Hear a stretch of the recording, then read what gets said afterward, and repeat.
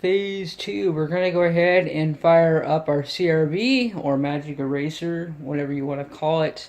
I haven't really given it a pet name. Probably should. We did pre-spray all the spots in here. It still looks pretty nasty, although you can see that a lot of the stuff is releasing oxygen. You can see the fizz and chemical reaction that the sodium or the peroxide is having with the contaminants in the carpeting.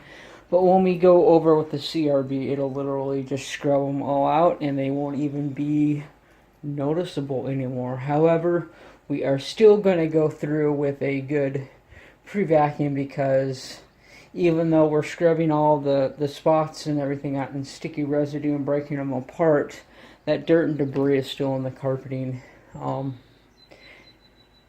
Yeah, so we use a pretty unique hybrid approach to cleaning carpets, and that just helps get a very thorough cleaning job done.